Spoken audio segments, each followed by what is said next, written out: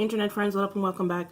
Damn, my phone is at 17%. But anyway, so I went in store the other day at Sephora to pick something up. Actually, I went in store to pick up the new Milk Makeup Hydro Primer. I got the small one. This is $15, which is kind of trash. I mean, it's really small. Anyway, so apparently, well, I had seen this on the website and I had wanted to try it since the moment that I saw it because it's green. Basically, that was my reasoning for wanting to try it. It's green. I've never actually tried any Milk makeup before because I've wanted to, but some of their ingredients give me pause because there are some things in some of their products that I'm allergic to, so I just kind of stayed away from the whole thing. But I read the ingredients on this and it seemed okay for my skin. But yeah, I picked up the little one. This one is 15 bucks and I am going to be using it today. So if you want to see whatever, I don't know, what am I looking for? Trying to see if it lasts really long because apparently it's all right. Look, if you want to see, just stick around because it's coming up right now.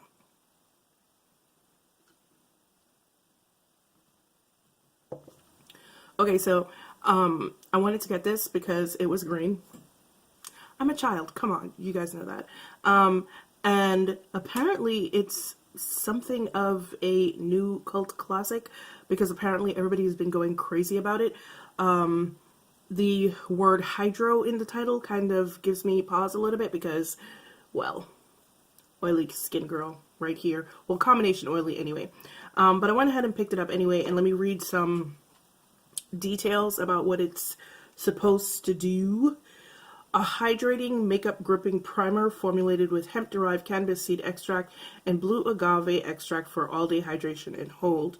Yeah, I'm not real big on the whole hydration thing because you guys know I'm combination oily, so that sometimes does not work out well. But I did see Shanine, Too Much Mouth, use this, and she kind of raved about it. I didn't watch her video because I tend not to watch videos of the people that I really, really like because I don't want to be influenced by them, but apparently she really likes it and she has oily skin. Her skin is like oilier than mine, so hopefully it goes well.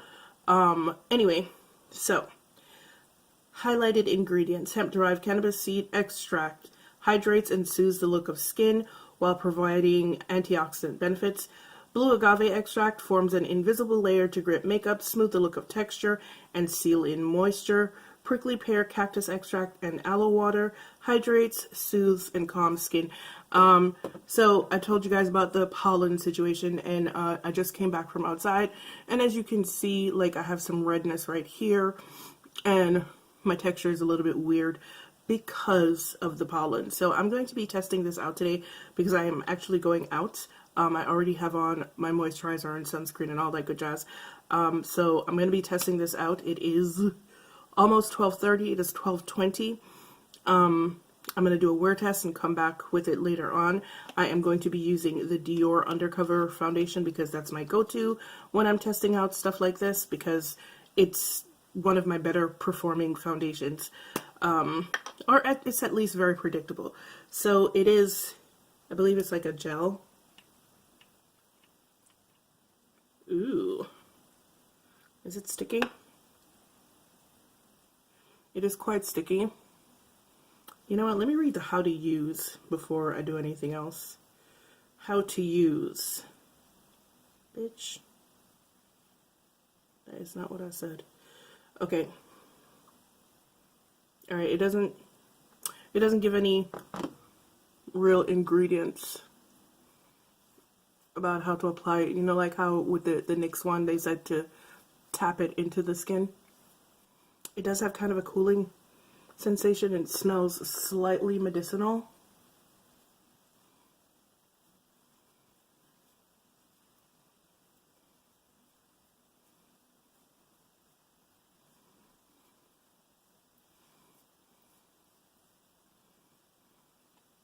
It's slightly tacky. Slightly. But it feels like that tackiness is going away. Alright. Dior Undercover Foundation in 51 Praline. Put it on my ghetto ass mixing palette, which is not really a mixing palette. And just gonna go in.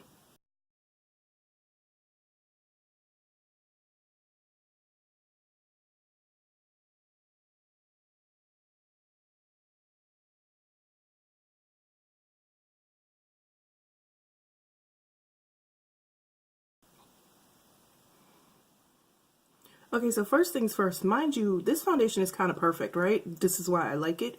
But I have a lot of texture on my skin right now, and it is apparent, but I don't know what this primer is doing, but like,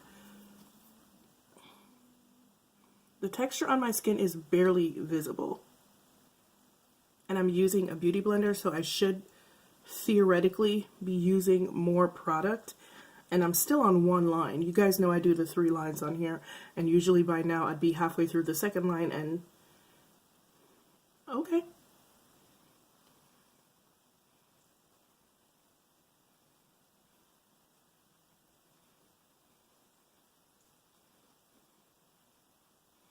Oh, so if you ever wonder why I close one of my eyes when I'm putting on my foundation, I have an eye condition. I don't remember what it's called, but like I can't focus sometimes, and I will see like 2 of something when both my eyes are open, especially if I'm working in like close quarters. So when you see me close my eyes, it's because I'm trying to bring the picture back to 1.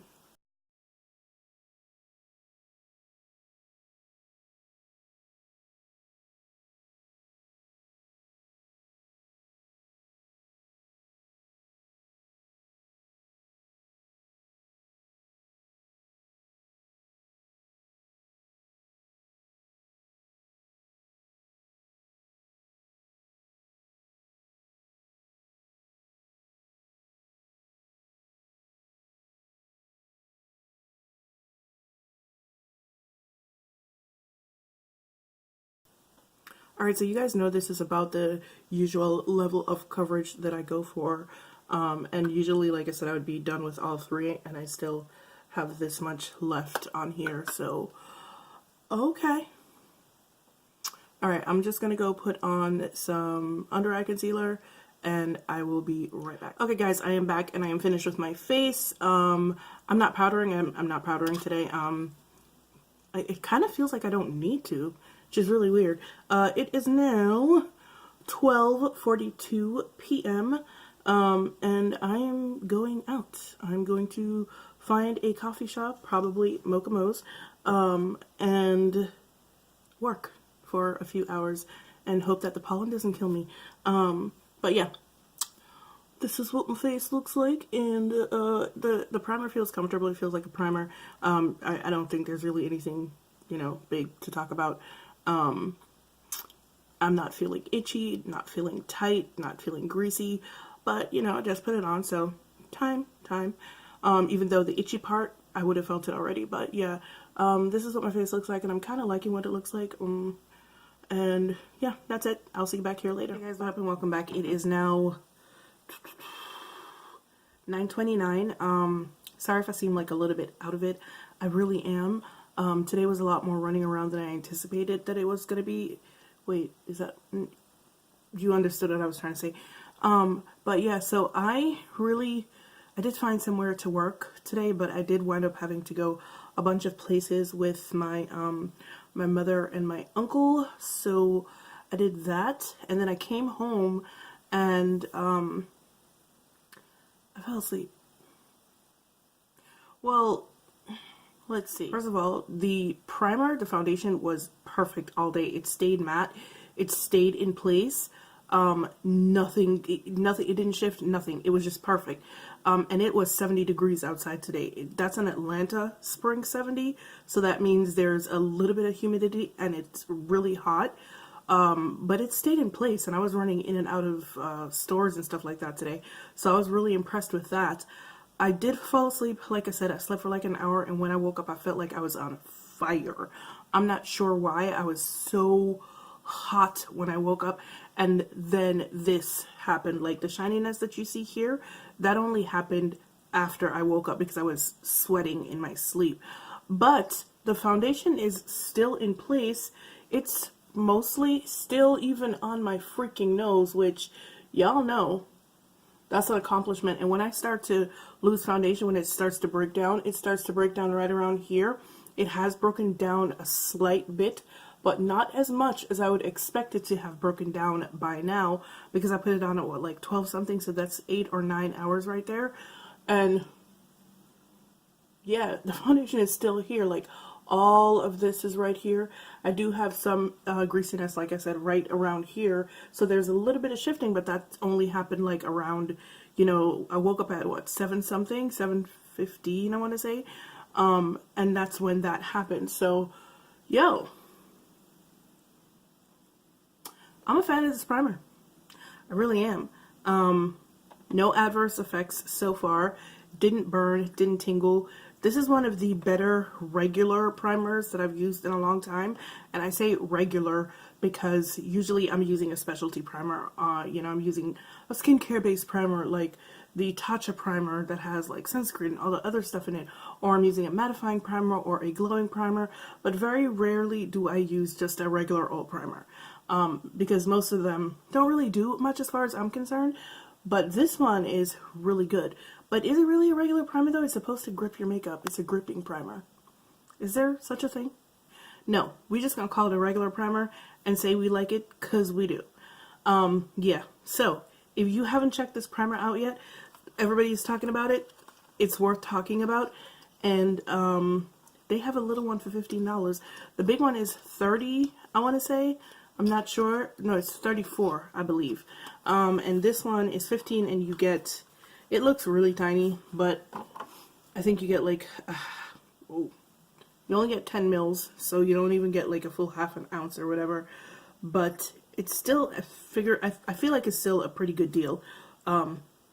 Okay, it's not. Just go ahead and get the big one because this is going to end. This is going to be finished in no time. But yeah, this is a really good primer. I like it, and I do think you should try it out for yourself. If you have oily or combination oily skin like me, it still works even though it says it's a hydro primer, because that's the thing that was scaring me about it. The word hydro in there was just like, maybe not. But it actually works, and it didn't make me greasy. What made me greasy was sweating in my sleep. So yeah, I like it. Did my nose just whistle? My fucking nose just whistled. Alright guys, thank you so much for joining me for my review on the Milk Makeup Hydro Grip Primer. It is a banger. It is bomb. And you should check it out yourself. But, as usual, it's been real, it's been fun, and I will see you guys on the next one. Bye!